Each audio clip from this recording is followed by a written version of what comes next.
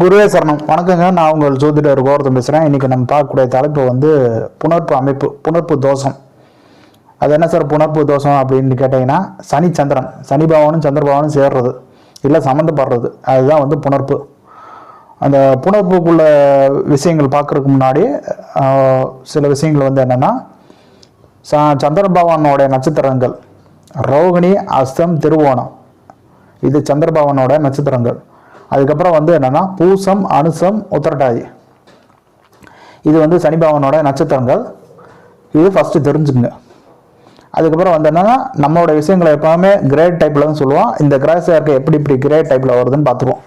முதல் வந்து பார்த்தீங்கன்னா சனி பகவான் சந்திர பகவான் சேர்ந்து ஒரு வீட்டுக்குள்ளே இருக்கிறது, ஒரு ராசி மண்டலத்தில் ஒரு ராசி வீட்டுக்குள்ளே வந்து சனி பகவான் சந்திர பகவான் சேர்ந்து ஒன்றா இருக்கிறது.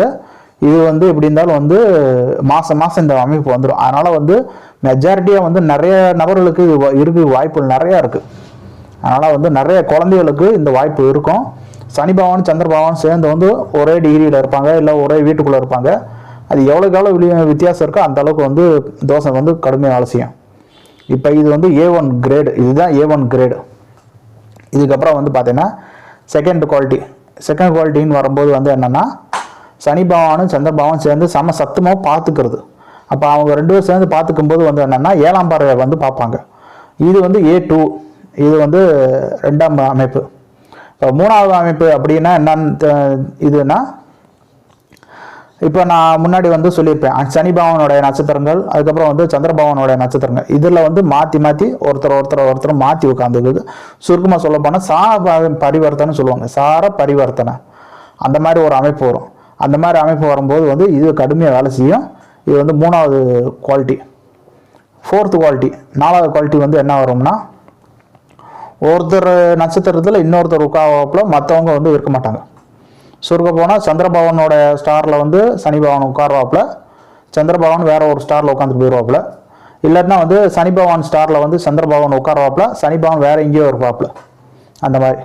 அப்போ இது அதுக்கப்புறம் வந்து 5ஆவது குவாலிட்டி. இந்த 5ஆவது குவாலிட்டி தான் வந்து என்னென்னா, சந்திரனை வந்து சனி பகவான் வந்து 3ஆம் பார்வையும் 10ஆம் பார்வையும் பார்ப்பாப்புல. 7ஆம் பார்வைக்கு வந்து இங்கே வந்துடும், உங்களுக்கு வந்து சார பரிவர்த்தனையும் செகண்ட் குவாலிட்டியிலே வந்துடும். இதில் வந்து வந்துடும் 7ஆம் பார்வைக்கு இங்கே வந்துடும். இங்கே வந்து 3ஆம் பார்வையும் 10ஆம் பார்வையும் மட்டும் தான் எடுக்கிறது. சனி பகவானுடைய 3ஆம் பார்வை 10ஆம் பார்வை வந்து சந்திரன் மேலே வர்றது. இப்போ வந்து என்னென்னா, நம்ம வந்து இந்த குவாலிட்டி எல்லாம் நம்ம பார்த்துட்டோம். அதாவது இந்த கிரேடு 5 டைப்பு கிரேடை வந்து நம்ம பார்த்துட்டோம். இது சுருக்கமான விஷயம். இப்போ வந்து என்னென்னா, இந்த புணர்ப்பு வந்து எவ்வளோ கடுமையாக வேலை செய்யுது அப்படின்னு பார்க்கும்போது வாங்கன்னா, எல்லாமே திடீர்னு நடக்குங்க. ஒரு நல்லது நடக்குது, ஒரு கல்யாணம் வச்சுக்கோம், திடீர்னு நடக்கும். மன மேடை வரைக்கும், அந்த கல்யாணம் வந்து மன மேடைக்கு வந்துட்டு அதுக்கப்புறம் நின்று போகிறது அப்படின்னு சொல்கிறது. ஒரு சுப காரியங்கள், வீட்டை கட்டினேன், வீடை வந்து முடிக்க முடியாத அளவுக்கு பண்ணி விட்டாங்க. அதுக்கப்புறம் வந்து பார்த்தீங்கன்னா ஒரு தொழில் தொடங்கினேன், தொழில் ஆரம்பிக்கவே இல்லை, அதுக்கு முன்னாடியே மூட வச்சிட்டாங்க. ஒரு இது ஏதோ ஒரு விஷயத்தை வந்து கட் பண்ணுறது, அதுதான் வந்து இந்த இடத்துல சொல்கிறது. ஒரு சுப காரியத்தை வந்து முழுசாக வந்து அனுபவிக்க விடாமல் பண்ணுறது. இதுதான் சுருக்கமாக வந்து என்னென்னா புணர்ப்பு தோஷம்னு சொல்லுவாங்க. இது எதுக்கு சார் அந்த மாதிரிலாம் வருதுன்னு பார்த்தீங்கன்னா, காலபுருஷ தத்துவப்படி பார்த்தீங்கன்னா 8ஆம் இடத்துல வந்து சந்திர பகவான் வந்து நீசம் மாறாப்புல. அதே காலபுருஷ தத்துவப்படி மொதல் வீட்டில் பார்த்தீங்கன்னா சனி பகவான் வந்து நீசராமாறாப்புல. இந்த 2 நீச இது நீங்கள் சேர்த்தீங்கன்னா வைங்களேன் 1-8 வரும். அதுதான் இந்த அமைப்புக்கு வந்து மெயின் காரணமே அதுதான்.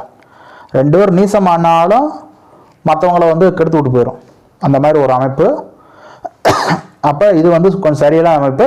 இந்த புணர்ப்பு தோஷம் வந்து 100 ஜாதகம் எடுத்துக்கிட்டிங்கன்னா கண்டிப்பாக வந்து 80 ஜாதகத்தில் இது வந்துடும். மாற்று கருத்தே கிடையாது. 80 ஜாதகத்துக்கு இது வந்துடும் 100க்கு. அதனால் வந்து எல்லாருக்கும் அந்த புணர்ப்பு அமைப்பு வந்து இருக்குது. இது வந்து பிரச்சனை ரீதியாகவும் நிறையா வருது. இப்போ என்ன சார் இது பண்ணலான்னா, சின்ன வயசுலேருந்தே நம்ம வீட்டு குழந்தைகளுக்கு வந்து சின்ன வயசுலேருந்தே வந்து நல்லது கெட்டது சொல்லி கொடுத்துடணும். திடீர்னு ஏதாவது ஒன்று நடந்துச்சுன்னா அது தாங்கக்கூடிய மனப்பக்குவம் வந்து அவங்க சின்ன வயசுலேருந்து சொல்லி கொடுக்கணும். வாழ்க்கைனா இப்படி தான் இருக்கும், இப்படியெல்லாம் இருக்கான், இந்த பாரு அப்பாவுக்கு ஒரு விஷயம் நடந்துச்சு, அவர் எவ்வளோ தைரியமாக இருக்காப்புல அப்படின்னு அந்த தைரியத்தை நீங்கள் தான் வளர்க்கணும். என்ன நடந்தாலும் இது பண்ணணும். இப்போ இந்த புணர்ப்பு தோஷம் இப்படிலாம் வேலை செய்யும்போது பின்னாடி வந்து பார்ப்போம். இப்போ வந்து என்னென்னா, குழந்தைகளுக்கு வளர்க்கும் போதே வந்து தைரியத்தை சொல்லி கொடுத்து வளர்த்துருங்க.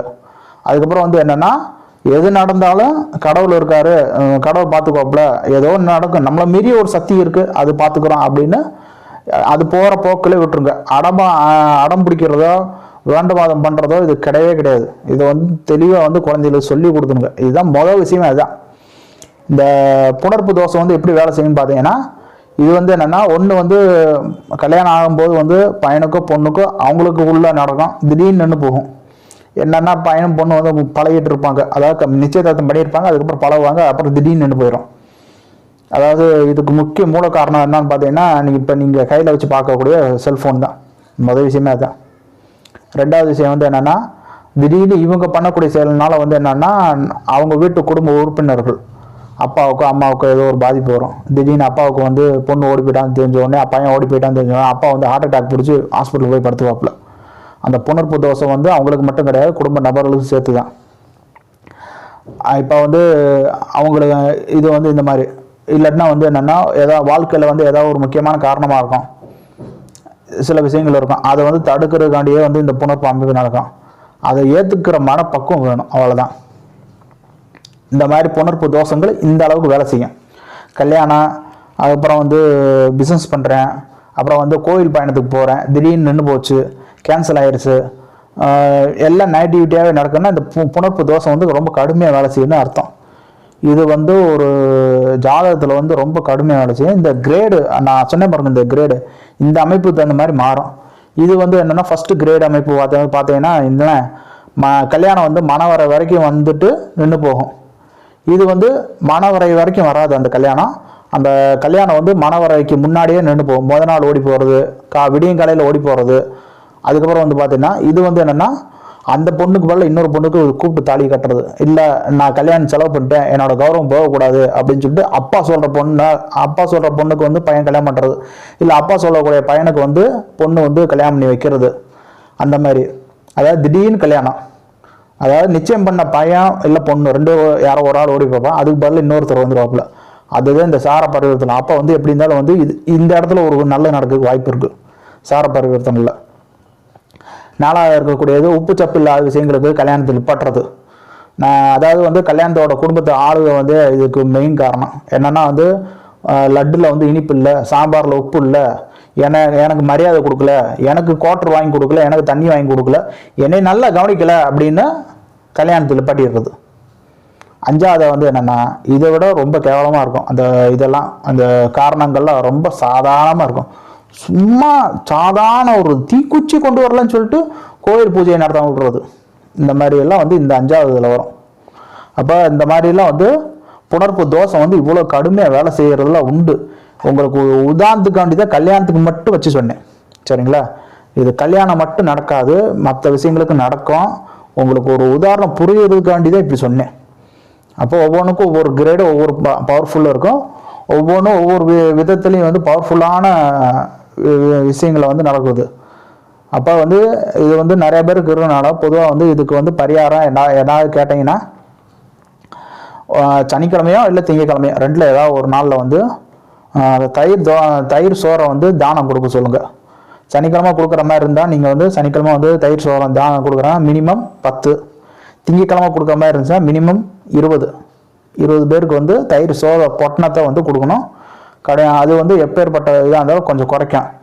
அதுக்காண்டி இதை நம்பி வந்து என்ன வேணுன்னா, நாங்கள் தான் வந்து பரிகாரம் பண்ணுறோமே, தோசை வேலை செய்யாதுன்னு சொல்லிட்டு தப்பாக நினைக்கக்கூடாது. சில சமயம் வேலை செய்யாமலும் போகிறதுக்கு வாய்ப்பு இருக்குது.